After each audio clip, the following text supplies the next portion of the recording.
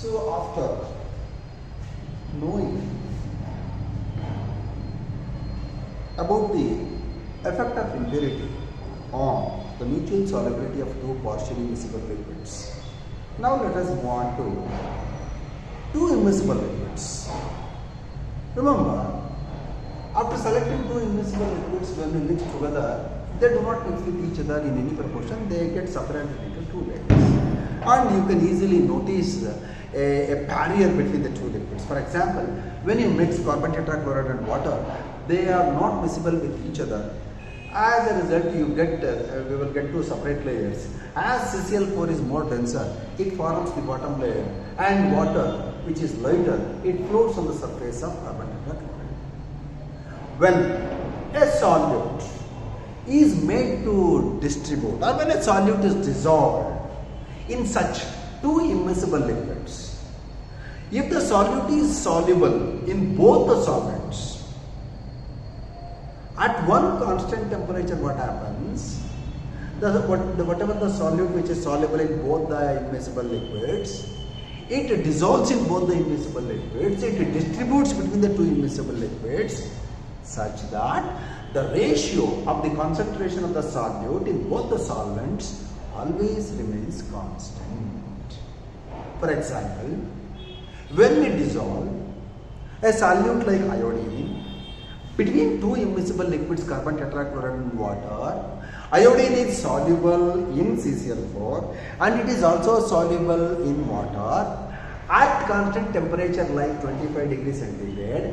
Whatever may be the quantity of iodine which has been added into a mixture of CCl4 and water, that added iodine distribute itself on its own such that the ratio of the concentration of iodine in CCl4 and concentration of iodine in water always remains constant, which is known as distribution coefficient.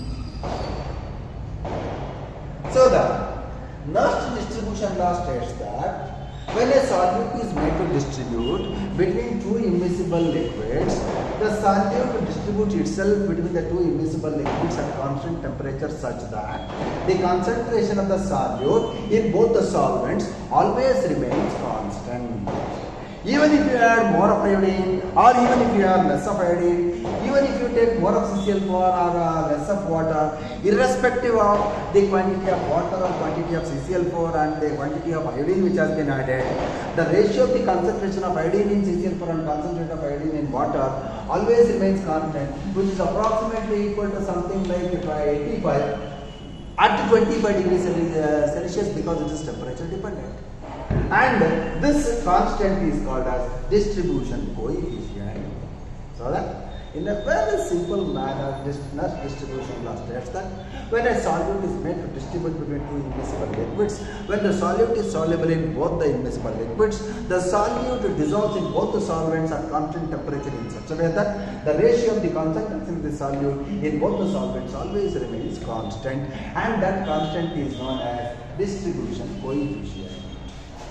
And remember, Nernst distribution law is valid and applicable only under the following set of conditions. Nernst distribution law is applicable only at constant temperature. When the temperature varies, the distribution coefficient also varies. The second one is the nature of the solute in both the solvents. Remember, Nernst distribution law is applicable only when the added solute remains same in the same molecular species in both the solvents. I mean to say, if it ionizes in one solvent, it should also ionize in the other solvent. If it remains in the molecular form in one solvent, and it should remain in the molecular form in another solvent, and it should remain in the same molecular species in both the solvents. And third one is Nernst distribution law is applicable only for dilute solutions, not for concentrated solutions.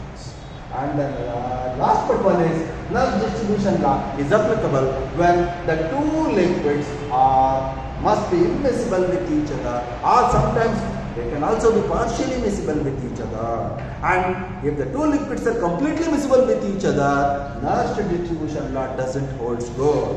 And the last one is Nernst distribution law is applicable only when the added solute must not react with any one of the solvent.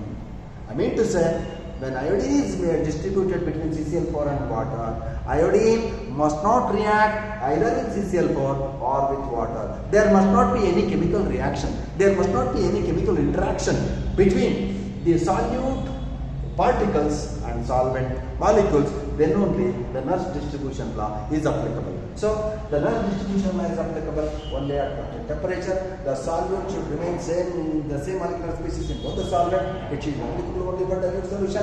And the Nernst distribution law is applicable only when the two liquids are immiscible or partially immiscible with each other, and the added solute must not react with the solvent molecules. Then only Nernst distribution law holds good. Coming to the application, what is the application of Nernst distribution law? During the extraction of lead from sulfide ores, normally the lead is associated with silver, which is called argentiferous lead.